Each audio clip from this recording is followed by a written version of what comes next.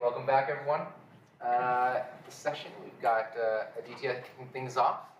He was just a PhD at CMU, as a postdoc at Berkeley, and then he returned to CMU as an assistant professor. He's won a number of awards, Sloan Fellowship career, and I recently won a P-case. Congrats. Yeah, I think we all know a lot of his work in statistics, and can't wait to hear about private evolution. Yeah, it's my pleasure to be here. I've not actually given a talk here since I don't know, maybe 7 years ago, when I was on the job market. So it's nice to be back. I'm going to be talking about something which very new work. If you saw the abstracts online, the abstract is incorrect. That's because I wasn't sure that I would finish during this holiday. I would actually manage to finish the slides while my baby was sleeping. But I managed to finish my slides, so I will be talking about something else which is maybe more relevant to the workshop. So the workshop is supposed to be about theoretical foundations of so since it was supposed to be on theoretical foundations of applied AI, this fits exactly in that framework. I'm going to talk about an algorithm that has been, it was proposed last year and has been very popular in practice, but we don't understand theoretically why it works, if it works, things of that kind. And it's in the realm of differential privacy, and the algorithm is called private evolution. And so we recently had a submission which argued that, well, we're able to show in a particular theoretical model that I'll explain that private evolution does converge, and the sense in which it converges is also important. Before I tell you more about the paper, I just want to highlight that AI Stats 2026, I'm one of the program chairs, and so it's going to be in Morocco. The main paper deadline is on October 2nd, and literally everybody in this audience, whatever you work on, fits AI Stats. It's literally AI and statistics, right? So please submit your best papers there. It's a week after iClear's deadline. And yeah, so if you haven't been or haven't heard of it or things of people in different communities, it's a medium-sized conference. By medium-sized, I mean we expect about 2,000 submissions, which is an order of magnitude smaller than ICML and so on, but an order of magnitude larger than maybe some of the theory conferences. So it's somewhere in between. So look forward to your submissions there. And so this work that I'll talk about, my collaborators on this are Julia Fanti, who's another associate professor at CMU, and one of our co-advised students, Tomas Gonzalez Lara. Okay. So the motivation of this area of private evolution and so on is the desire to produce synthetic data. Okay, and so why do we want to produce synthetic data? It turns out that we want to train machine learning algorithms, but a lot of the data that we have is very sensitive, and so we can't simply release it out to the public. So you can imagine hospitals, maybe there's an entire network of hospitals that has very valuable data about some disease. They would love to have machine learning people train models on their data, but they can't, like somehow because of HIPAA restrictions or whatever, they can't release their data to the world. So it would be nice if there was some way to release data that mimicked the qualities of the private data that was held, so that you can then run a Kaggle competition, you can release some kind of data set, you can get hundreds of people to make submissions, and then you take the winning models and you say, okay, maybe that's a good idea, and then you actually use that idea on your private data set. And so synthetic data enables this kind of crowdsourcing of training and of idea generation and so on. And so many industries are interested in it. So like, for example, financial companies, so JP Morgan or those types of companies, super interested in this because, again, they have their own people working on things privately, but they would love it if the entire world could work on. So they would love to release time series, some kind of synthetic time series data sets, and then have other people work on it, build foundations models on it, and so on. So so there's a great interest in releasing synthetic data, but we would obviously like to do so in some kind of a private manner, so that we have some guarantees that the data I'm releasing is actually not, you can't really infer data about individuals in that data set. And so that's where differential privacy comes in. Okay, and so usually what's the rough framework is a data holder has some original data set. They're going to use some kind of a model, a generative model, to generate synthetic data, which you'll then use to train. But you want to protect against attacks where they can infer something from the original data. Okay, so hopefully everyone has seen the definition of differential privacy before. If you haven't, here's a one slide introduction. It's a very simple idea. Turns out that if you want to maintain privacy, deterministic algorithms do not suffice. You have to inject some kind of external randomness. So, a randomized, so differentially private algorithms are randomized algorithms. And so the way they think about privacy is you have two neighboring data sets, D and D prime. So what neighboring typically means is they differ by one individual. So maybe one record is different, or it has one record less or more or different, something of that kind. So there's some definition of neighboring, but you have two neighboring data sets, D and D prime.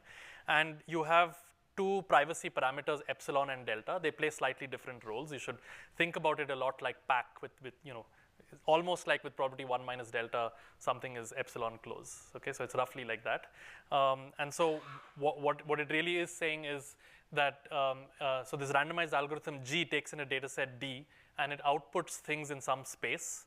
So if I take if you call that output space script R, if I take any subset S in script R, R is the range. So if you take any subset S in script R, the probability that the output G of D lies in S is very close to the probability that G of D prime lies in S. So D and D prime just differ in one element. So these two probabilities should be close. So another, it's like a likelihood ratio type bound.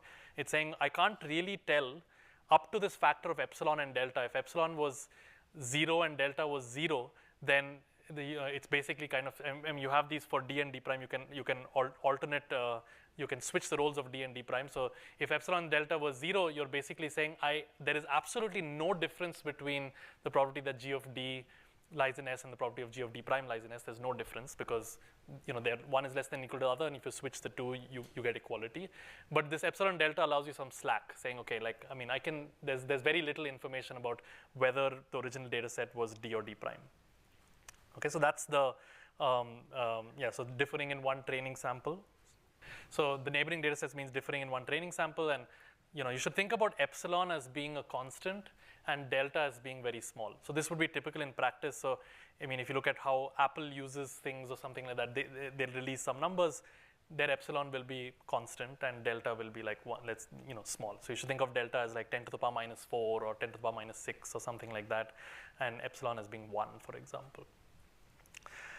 Okay, so how do you get synthetic data? Like what, yeah, sorry. I'm curious, like, why is epsilon equals 1 kind of enough? It's not enough. It's just that if you take smaller epsilon, you get garbage, and so people think of, that's the industry number that people tend to hover around. In fact, even for something called local differential privacy, which is a stronger notion of privacy, they use like. Apple on its product releases says it uses epsilon equal to 4.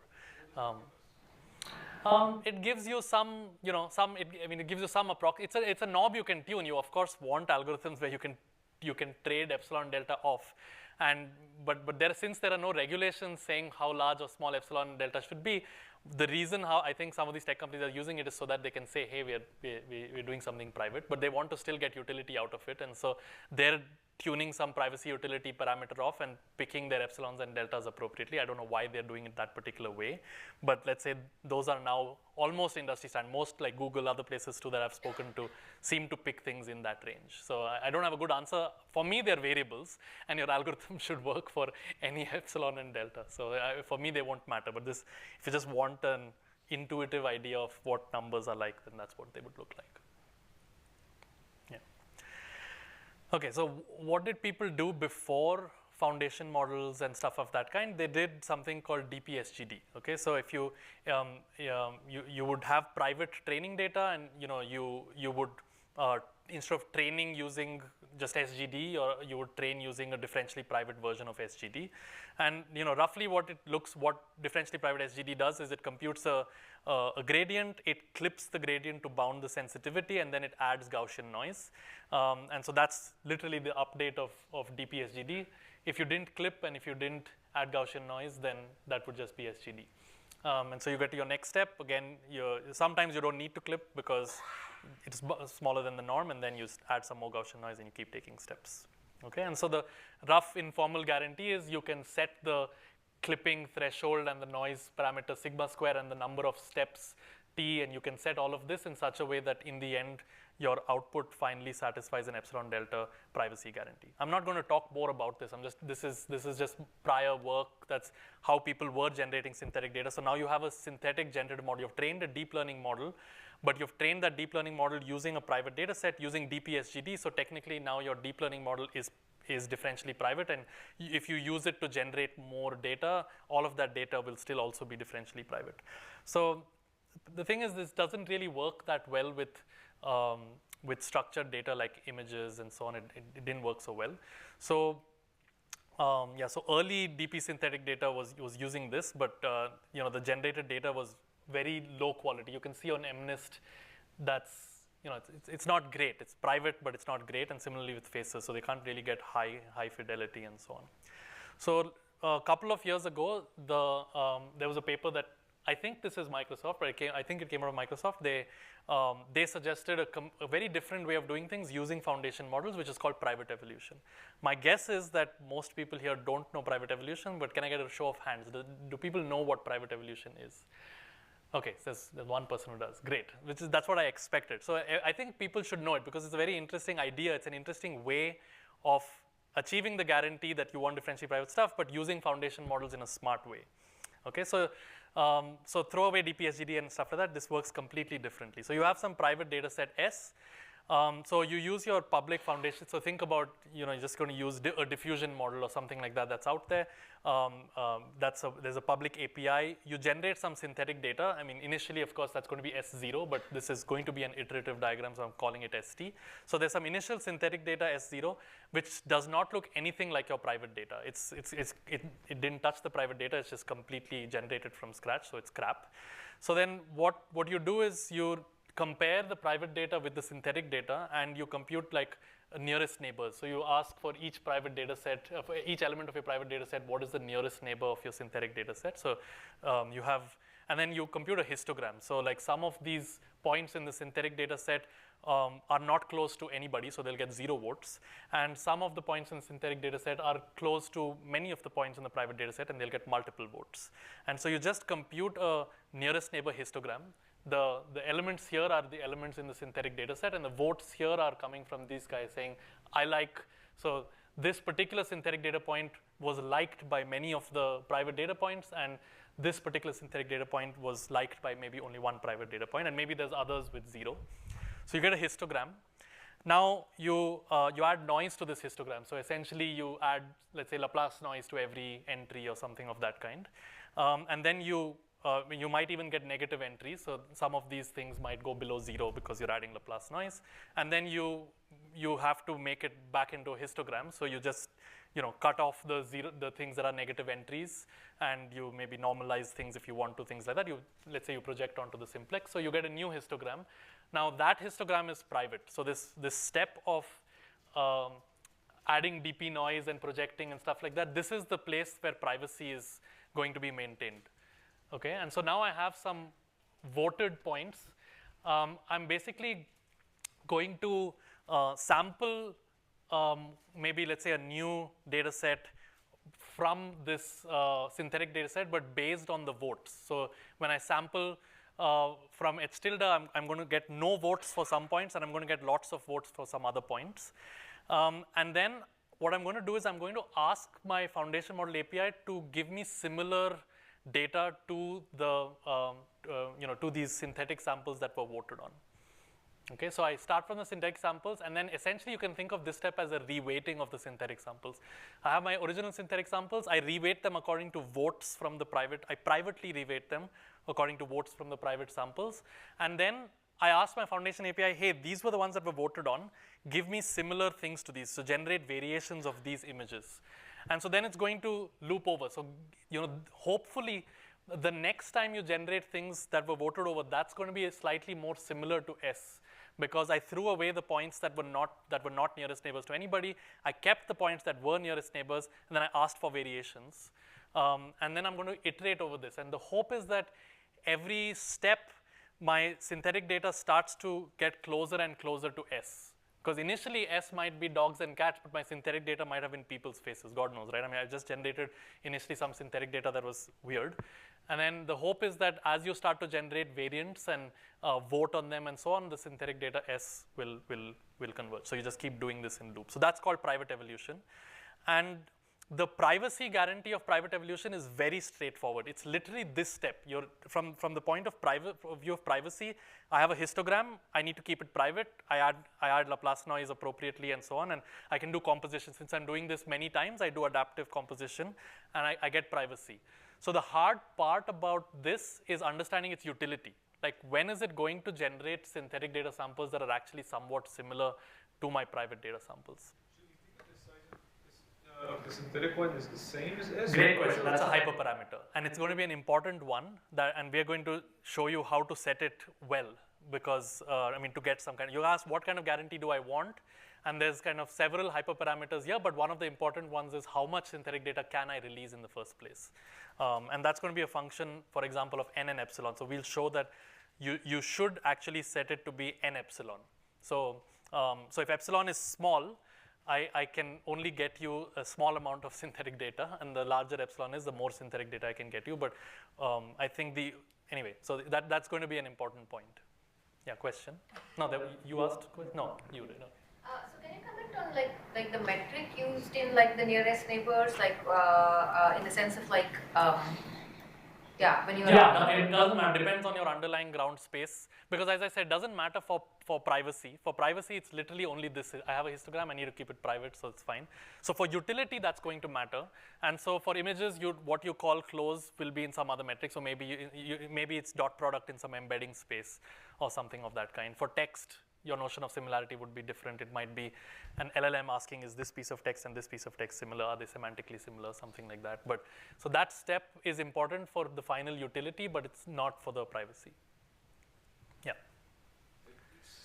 We're kind of looking at the private data. Do you have to limit the number of iterations of this? You have to limit the number of iterations, because the total epsilon delta privacy guarantee is an adaptive composition of the individual steps. And so the more steps you run, each step has to be noisier. So then the question does arise, how many steps should I really be running? So that is the question. So again, this is a practical algorithm that we don't understand theoretically. But to understand it theoretically, we're going to have to ask, well, how long should I run it? So all of these are relevant questions. So it has potential. So it is training free, which is super nice. You don't have to retrain gigantic foundation models on private data using DPSGD. So that training free is very nice. You're simply calling the foundation model through this API access and asking for more images and so on, which is very cheap.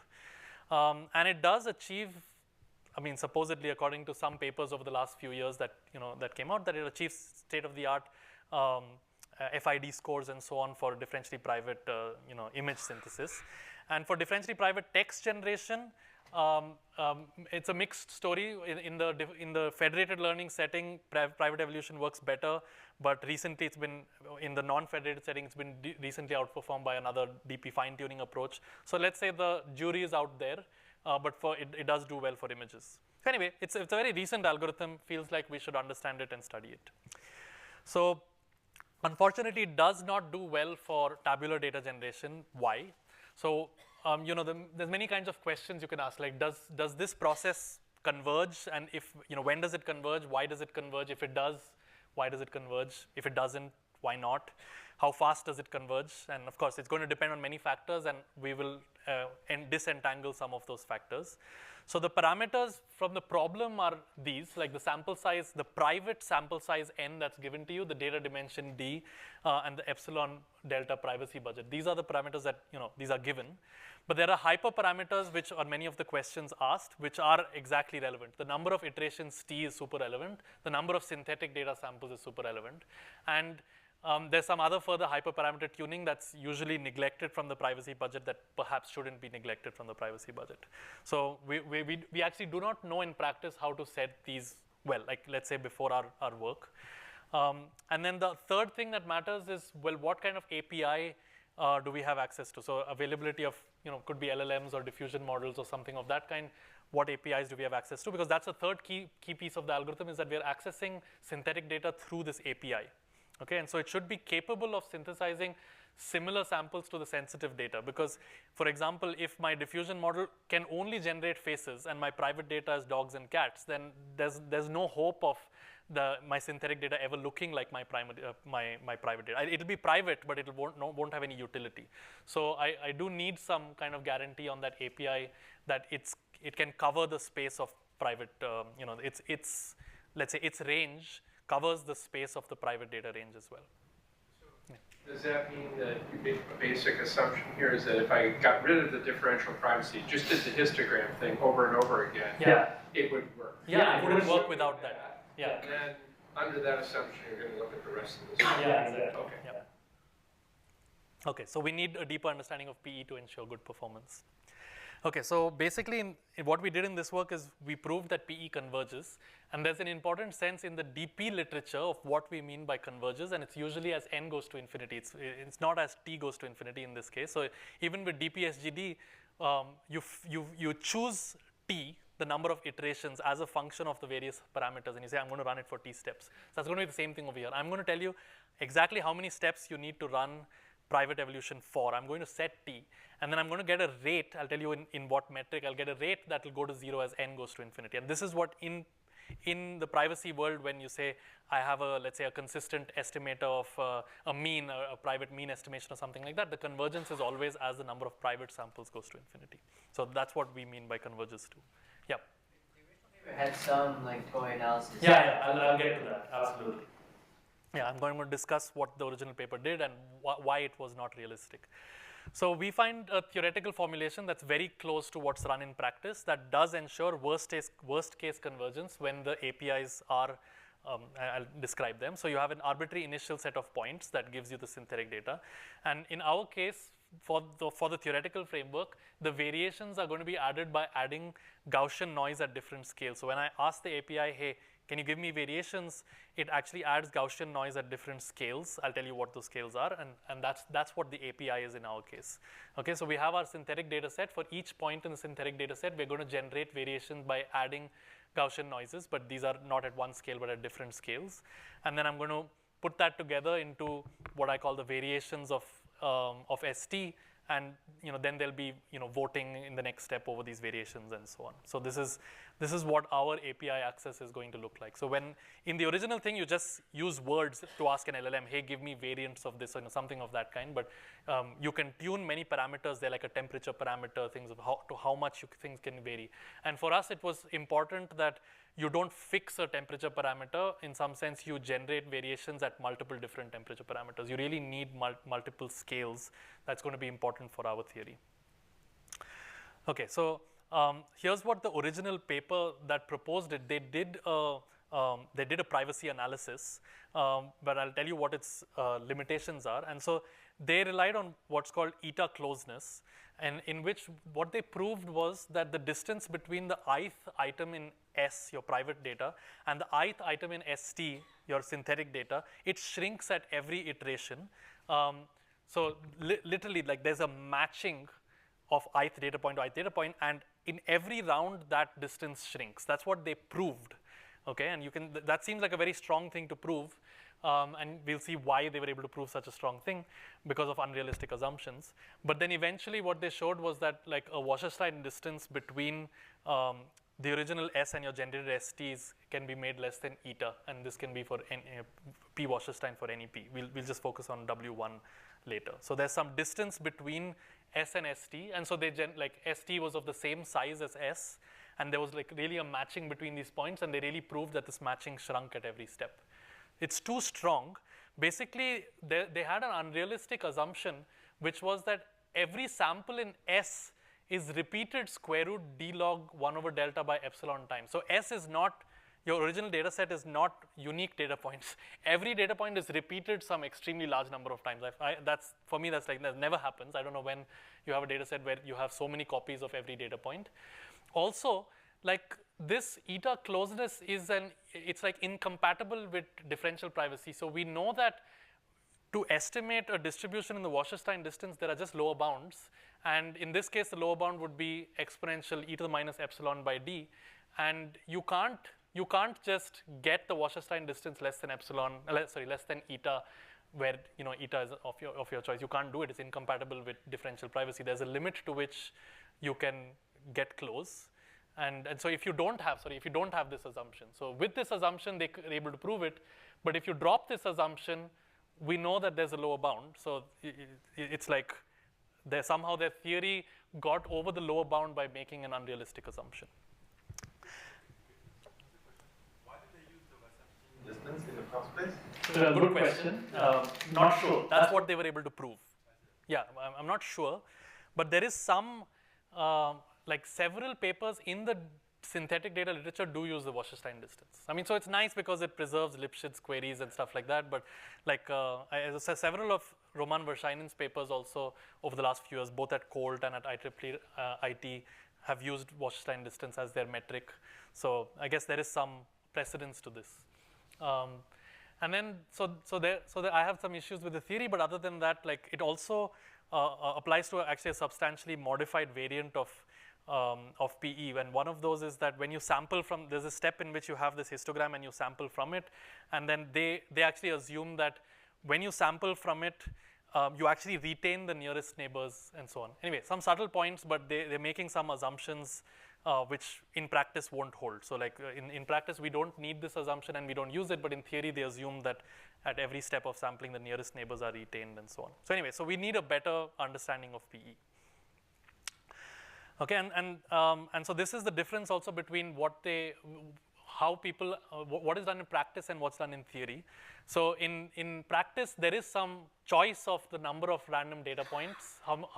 What's the size of a synthetic set?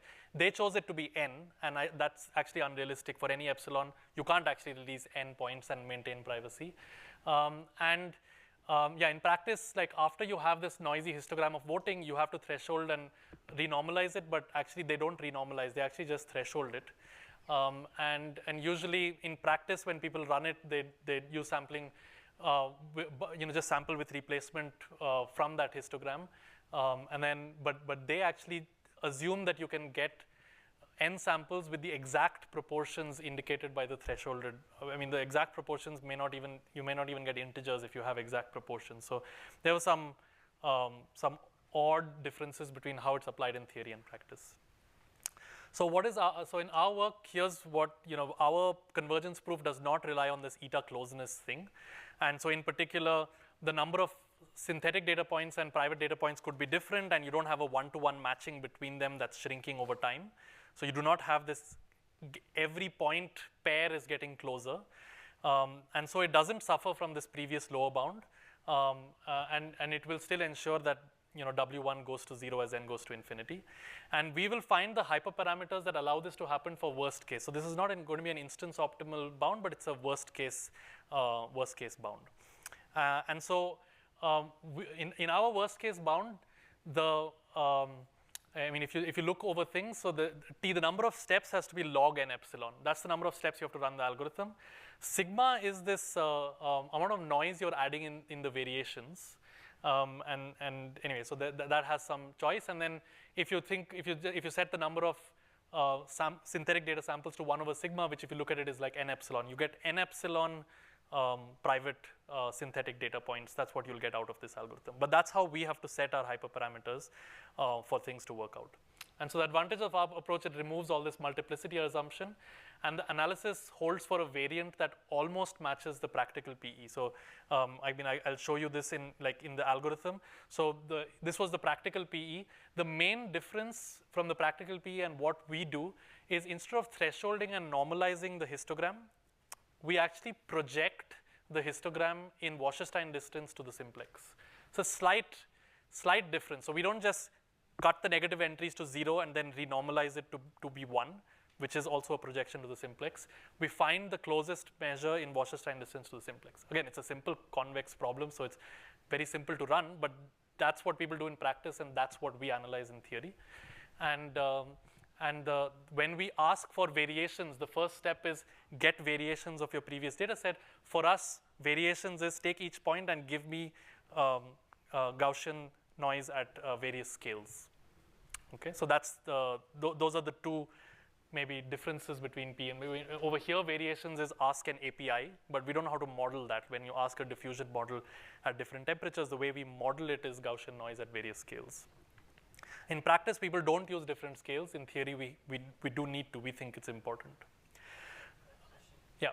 When you say you do different scales, you mean like at every iteration? Yeah, in every iteration, we ask for noise at sigma, 2 sigma, 4 sigma, 8 sigma, so up to some number of them. Like so, and we see that it's needed for our theory. Like if you just ask for noise at one scale, you cannot get the Wasserstein distance to go down.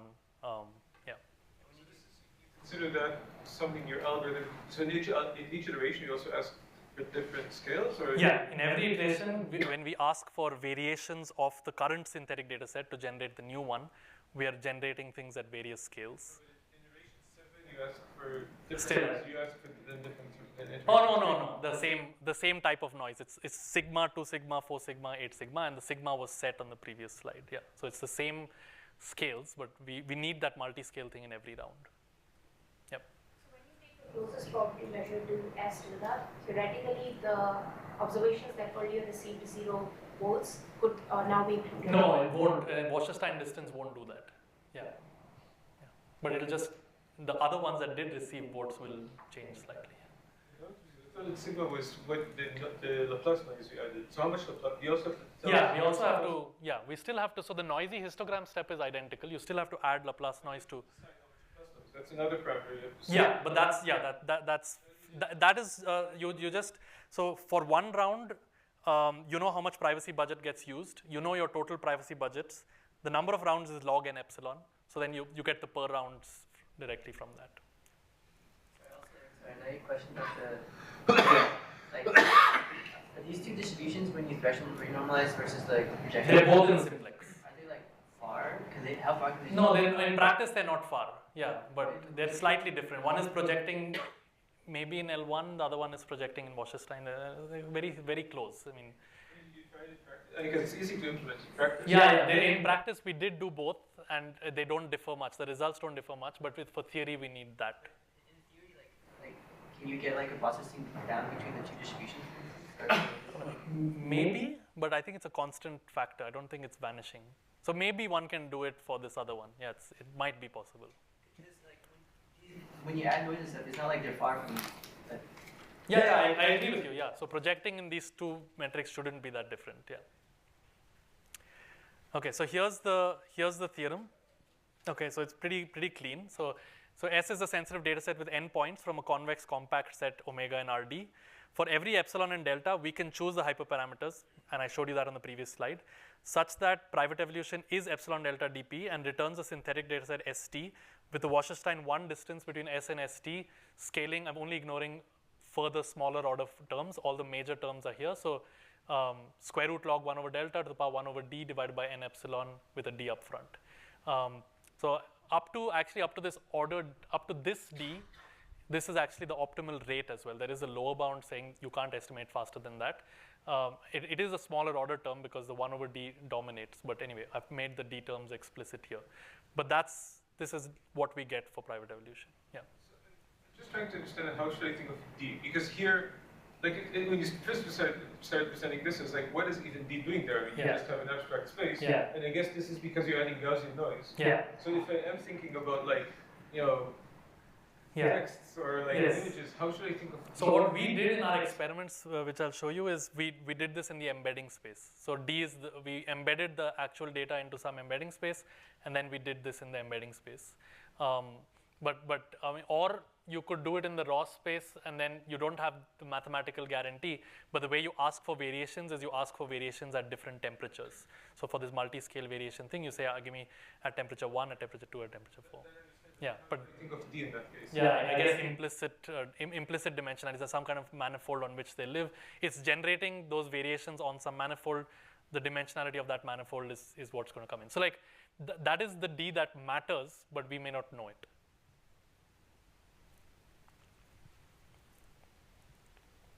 Okay, any questions about the statement? Yeah? Is this like 1 over d necessary? Yeah, the lower bound, exactly. So I have I have a comment on that later maybe, but there is a lower bound that has even nothing to do with privacy, for which we know that we can't, I mean, the rate of estimation of the Wasserstein distance is exponentially bad in dimension. So we know that. And then even with privacy, we know that this lower bound as a function of epsilon and delta is, and n is tight, and up to d it's tight only up to this lower order term in d. But what sense can you get something without privacy? Because you're given S non-privately, so if you want to estimate S non-privately, it's like trivial. Oh yeah, right, yeah, that's right. I mean, yeah, that's not S, but then you'd be looking at to the actual underlying distribution if you have samples to that, yeah. Okay, so if I follow this procedure with your Gaussians and whatever, but without the differential privacy, like I just took the histograms to be exact. Yeah. Will this converge to S? No, that's. And no Laplace noise. Let me think about that. Yes, it does. Yeah, sorry. So when epsilon is 0 here, I mean, if you set epsilon to be 0 in the algorithm, infinity, sorry, epsilon equal to infinity in the algorithm, then yeah, it does. And experimentally we see that too. It'll converge to S. And yeah, so it does. Does that have a liberty rate, or? No, this is just because this is a finite set of points. So maybe there's two different Wasserstein distances over here, but since it's a finite set of points, it's just an iterative algorithm that will just get you the same finite set of points. Like how many? But there's two. You could either try to get the Wasserstein distance to the underlying distribution to be small. That's I mean, to estimate the Wasserstein distance is exponentially hard. Is there an underlying? Yes. No, we don't. I mean, if you were thinking non-privately, yeah. No, here we don't. It's just S is just a fixed data set. Okay, maybe I don't have time to. I mean, it's not a hard proof. I think most of the difficulty was this is an adaptation of two different. The original proof by the authors, which made these spurious assumptions, and then this other paper, which is by Hay et al. And Roman Verscheinen is one of the authors, which was at Colt a few years ago. So it's a kind of a combination of two proofs. And so we break up the error into various pieces. So at least one thing we had to do was, I mean, like figure out what is the right set of assumptions that makes the proof really work. And I mean, because the theory and practice had a large gap, we had to fix the algorithm so that theory and practice could have a smaller gap. And so anyway, we were able to break it up into 4 very interpretable terms. An error you get just from the API, like generating these variations and so on. An error that you're forced to get because of differential privacy. And then an error you get because of this projection once you add Laplace noise, the projection. And there's this sampling step that samples the indices from that histogram with or without replacement before you generate variations. And so each piece has some error, and each of them can be kind of dealt with separately.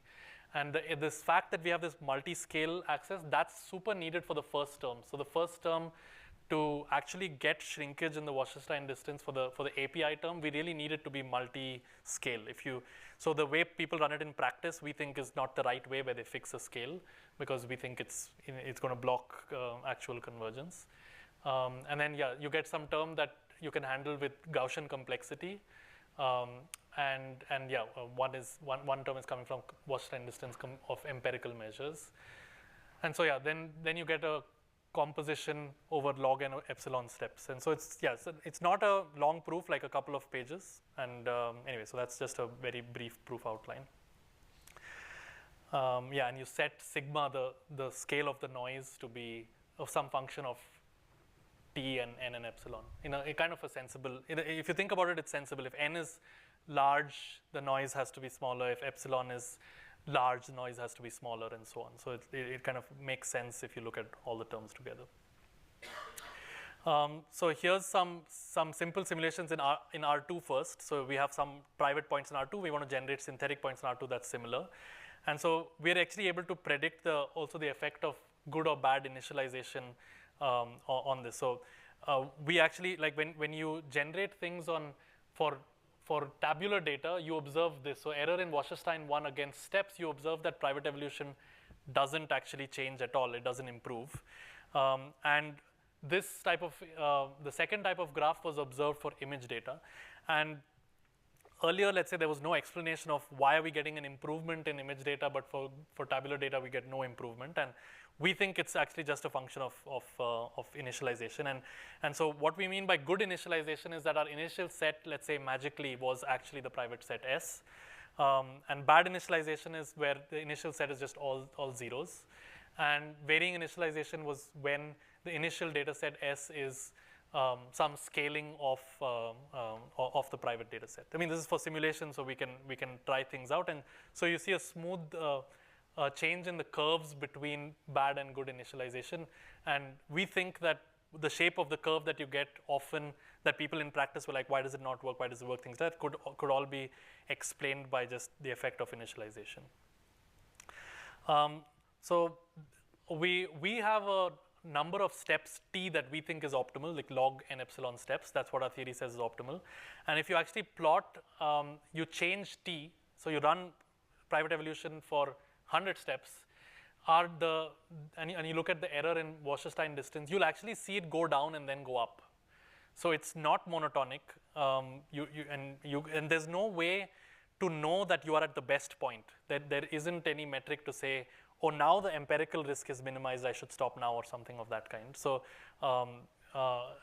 we don't have a stopping criterion. What we have is a predicted T, which is log n epsilon, which seems to be at a very good point. So I mean, n in this case is a number of private data points, 500,000 and 2,000. These are just three different sizes of private data sets. And we find that our theoretical prediction of how to set T is a reasonable indicator of what's happening in practice, where it improves for some rounds and then just gets worse. This is not even about, sorry, go ahead. But don't you have to know T in order to know how much noise to each step? Because you set your... Yeah. So I mean, that's what's happening over here is that once you set T as 100, you have to set the noise appropriately so it's still epsilon delta private. So run, like the 16 is completely different. Yes. It's not like continuing on. That's correct. It's not continuing the same thing on. That's correct. Yeah. This is just, if I chose to run it for 100 steps, because of privacy composition, I have to add more noise at each step. And then the cumulative effect of that is that you're worse off. So it's not easy to understand whether you will actually be better or worse off. It's as a function of iterations. If we looked at the error like for a single run, is that changing more monotonically, or will that also exhibit like a dip and increase? That should flatten out. Okay. Yeah. And then if you have a suboptimal number of synthetic samples, so we said that you should set the number of synthetic samples to be n epsilon. But if you said, well, I want more synthetic samples, I want, so if your actual number of private samples is, let's say 1,000, but then you say I want 500 or 1,000 or 2,000 synthetic data points. Sorry, that's n in the top is the number of private data points, and here I'm changing the number of synthetic data points. The dotted line is what our theory says, that's the number of synthetic data points which is optimal. If you really want a small Wasserstein distance, that's how much you should release. You shouldn't release more. But if you try to release more data, they have to be noisier. You can't get away with it. You're trying to maintain a privacy guarantee. You can't just generate more and more data. If you generate more data, it has to be noisier. And so if you do generate more data which is noisier, you get a worse Wasserstein distance. So you do find experimentally that our prediction of the number of synthetic data points is very accurate for what we see in practice. And then we also ran these on some simple CIFAR-10 type of data sets. Here the API is a diffusion model. So here I'm plotting FID score. And so again, this is against number of iterations. And I think one of the papers that did this actually just set T as 20. They just said, we're going to run it for 20 iterations. And what we find at least is that 20 is a very bad place to be setting things, and that, well, our prediction, which is log n epsilon, whatever, it's 8, it's better than 20. Sometimes it really is the optimal thing, but sometimes it's not optimal, but let's say it's better than randomly guessing some arbitrary number and setting it to be that. Here, anyway, the choices of epsilon, delta, and n are at the bottom for this data set. And then similarly, so this was a number of iterations T that you ran the algorithm. This is number of samples n. So as n grows, the Wasserstein, our theory says that the Wasserstein distance should go down and it should go to 0 as n goes to infinity. Private evolution converges as n goes to infinity, and that's what we see experimentally. Even on real data, we do see that the FID scores do seem to be decreasing as the number of samples goes to infinity. Okay, so it's reasonably, in many of our experiments, it seems to predict well what's happening in practice. Okay, so that's the end. So the takeaways, PE seems to be a promising training-free algorithm, but it was not well understood. Prior theory makes unrealistic assumptions and requires significant algorithmic changes from the practical PE, for the theoretical analysis to hold. We overcome these limitations and we prove that PE converges in terms of the Wasserstein 1 distance. Our simulations seem to agree with theory and even encouraging experiments on images. Somehow using our way of setting the hyperparameters seems to guide practically how PE works well. And some limitations, like we use Gaussian noise. Again, we don't technically for our analysis we do, but we don't really know how else to model the variations from foundation models. So maybe making more realistic API choices would be one future work. The curse of dimensionality is unavoidable without further assumptions, but can we somehow get some kind of manifold rates or something of that? Can we do PE on manifolds cleanly? Can we analyze PE on manifolds cleanly? Yeah, so anyway, I'll just leave this up and yeah, thank you. I'm out of time, but thanks a lot. I'm happy to take questions.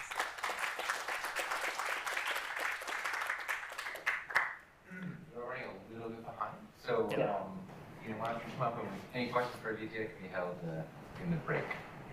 Thank you.